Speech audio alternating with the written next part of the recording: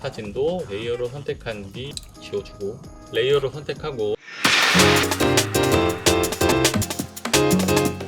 안녕하세요, 에머입니다. 오늘은 애프터 이펙트의 이 마스크 기능에 대해서 알아볼 건데요. 마스크 기능에 대해서 알고 나면은 여러분도 이제 영상 제작의 전문가라고 하셔도 됩니다. 애프터 이펙터에서 마스크는 정말 엄청나게 중요하고 많이 사용되는 기능이기도 하지만 생각보다 굉장히 사용 방법이 간단합니다. 자, 그럼 오늘은 이 마스크 기능에 대해서 알아볼 건데요. 먼저 디자인된 이미지 3장을 불러오겠습니다. 저는 이렇게 이미지 3장을 디자인을 해놨습니다.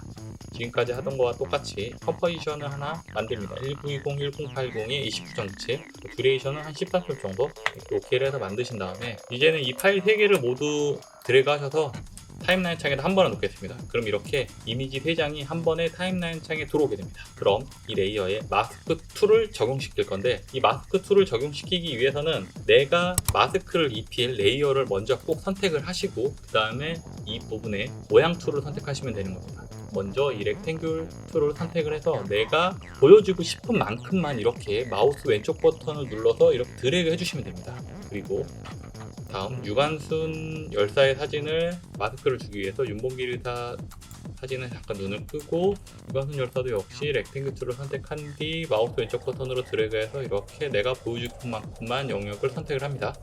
그리고 다시 유관순 열사도 눈을 끄고 안중근 의사도 렉탱글 툴을 선택해서 내가 보여주고 싶은 영역만큼만 이렇게 드래그해서 선택을 합니다. 자, 눈을 다시 모두 킨 후에 내가 원하는 레이아웃으로 이런 식으로 배치를 해주면 되는 겁니다. 이렇게. 그리고 선택 툴로 얼마든지 이렇게 선택을 해서 영역을 수정을 할 수가 있는 겁니다. 이런 식으로요. 끝입니다. 이게 마스크 기능 중 가장 많이 사용하는 기능입니다. 끝! 그런데 아주 사소한 기능이 조금 남았거든요. 바로 이 펜 툴로도 레이어를 선택해서 내가 원하는 모양을 마스크로 사용할 수 있다는 겁니다. 처음부터 컴포지션을 생성을 한 뒤 이미지 3장을 드래그해서 불러오고 내가 마스크 툴을 입힐 레이어를 선택을 한 뒤 이렇게 펜 툴을 선택을 하셔서 내가 보여지고 싶은 만큼의 영역을 펜 툴로 이렇게 영역을 선택을 해주는 거죠. 그러면 역시 선택한 영역만 나타나게 됩니다. 그럼 다시 윤봉길 의사의 눈을 살짝 꺼주고 유관순 열사 사진을 선택한 뒤 펜툴로 역시 내가 보였으면 하는 만큼만 드래그해서 이렇게 곡선도 만들어주고요. 이런 식으로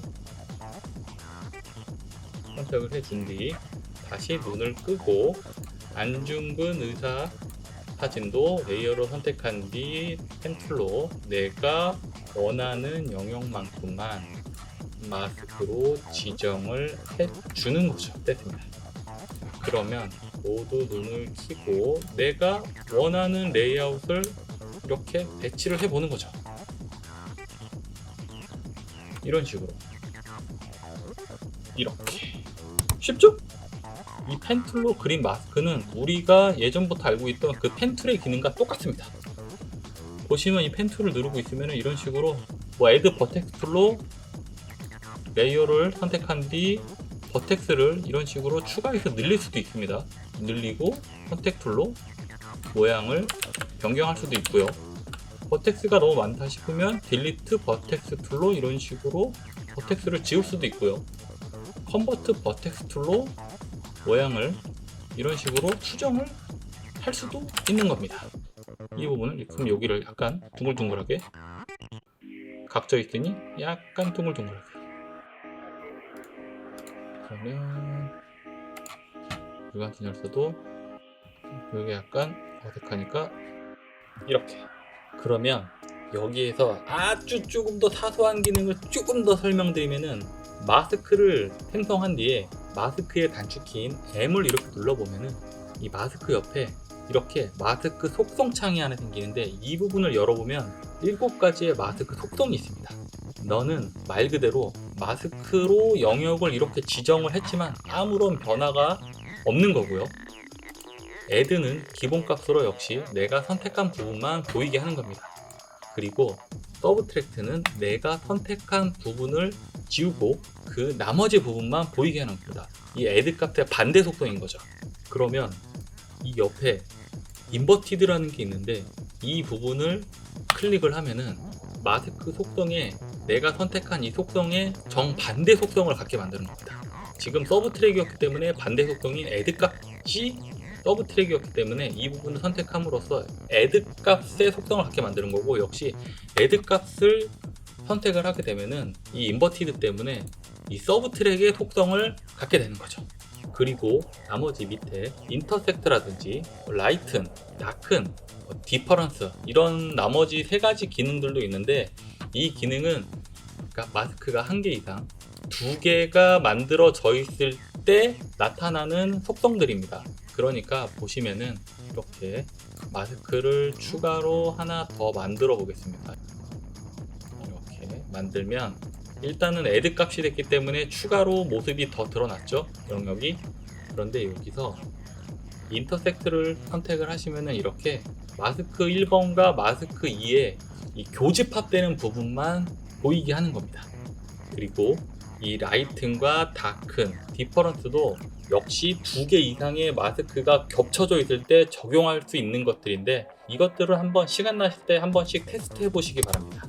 근데 사실 이것까지는 모르겠는데 요 나머지 세 가지의 기능은 거의 쓸 일이 없어서 그냥 이런 게 있구나 정도만 알고 계시면 뭐 충분할 것 같습니다. 그리고 아주 조금 더 사소한 기능들이 있는데, 이 마스크에도 오파시티 값이라든지 패더 값, 뭐 마스크 패스 값 이런 식으로 키 값을 줄 수 있는 기능들이 있습니다. 아까 말씀드렸듯이 마스크를 나오게 하는 창은 M이라고 했는데, 이렇게 M을 누르면 내가 만든 마스크들이 등장을 하는데, 이때 M 버튼을 길게 누르고 있으면은 마스크의 특정 창들이 다 열립니다. 그러면 일단 마스크 2번은 삭제를 해줄게요. 그러면 이 마스크 패스는 무엇이냐?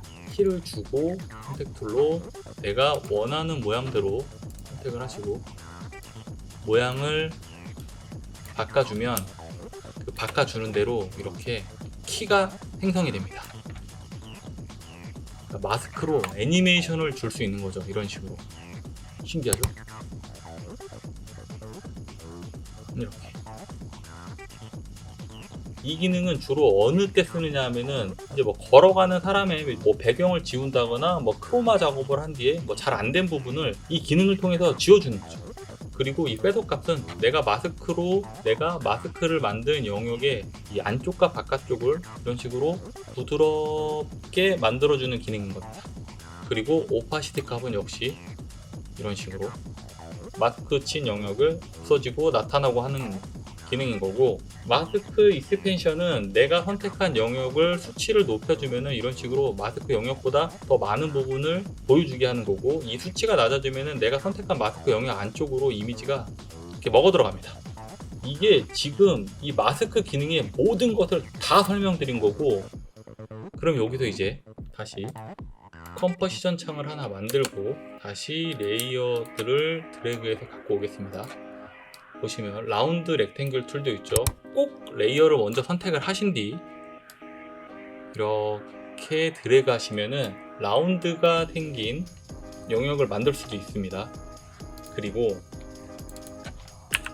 지워주고 레이어를 선택하고 이렇게 라운드 렉탱글 툴을 선택을 한 다음에 마우스 오른쪽 버튼을 영역을 이렇게 선택을 하시고 마우스 왼쪽 손가락을 띄지 않은 상태에서 키보드 방향키 위쪽이나 아래쪽 버튼을 눌러주시면은 이런 식으로 라운드 값을 조절을 할 수가 있는 겁니다. 이쪽 버튼을 누르고 있으면 이렇게 라운드가 커지고 아래쪽 버튼을 누르면은 라운드가 작아집니다. 그리고 키보드 방향키 왼쪽 버튼을 누르면은 완전히 일반적인 렉탱귤 모습이 되는 거고, 키보드 방향키 오른쪽 버튼을 누르면은 라운드의 최대치로 바뀝니다. 그러니까 왼쪽은 없애는 거고 오른쪽은 최대치, 그리고 위와 아래는 이렇게 조금씩 조절해서 라운드 렉탱귤 툴을 만들 수 있는 겁니다. 이 부분은 작업을 하시다 보면은 생각보다 많이 사용하시게 될 거예요. 지우고 다시. 그럼 이제 이 폴리곤 툴을 선택해서 이렇게 모양을 만들어 보겠습니다. 이것도 역시 마우스 왼쪽 버튼 손가락을 떼지 않은 상태에서 키보드 방향키 위, 아래, 좌, 우를 선택할 때마다 이런 식으로 각이 늘어나든지 각이 줄어들고 이 각의 R값이 변한다든지 이런 기능들이 키보드 방향키로 설정을 하실 수 있는 겁니다.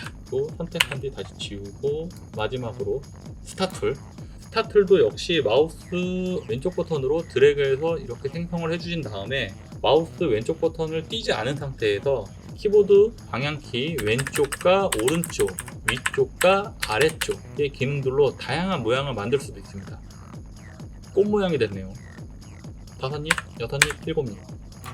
그리고 완료한 뒤에 모양을 이렇게 드래그 하셔서 만드실 수 있고, 더블 클릭하신 다음에 로테이션을 살짝 수정해서 이런 식으로 수정을 하실 수도 있습니다.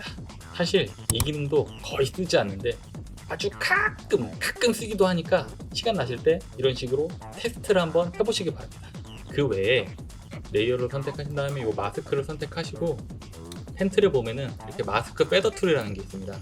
이 마스크 패더 툴을 이 마스크 근처에 갖고 가면은 이렇게 네모 상태가 이렇게 플러스로 바뀌는데, 이때 마우스 왼쪽 버튼을 클릭해서 안쪽으로 드래그 하시면은 이렇게 바깥쪽으로는 패더가 먹지 않고 내가 이 마스크 패더 툴로 이렇게 드래그한 만큼만 안쪽으로 이렇게 패더가 먹게도 할 수 있는 거죠.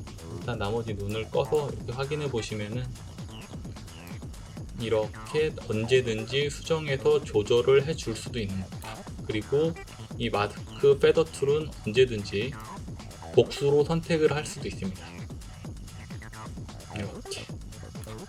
역시 이 기능도 거의 사용하지 않는 기능이긴 한데 시간 나실 때 이렇게 한 번씩 테스트 한번 해보시기 바랍니다. 그리고 이 마스크의 이 더 자세한 설명은 이 앞으로 보여드릴 튜토리얼에서 어쩔 수 없이 자주 등장하게 되니까 그때 자세히 한번 다시 설명을 드리겠습니다.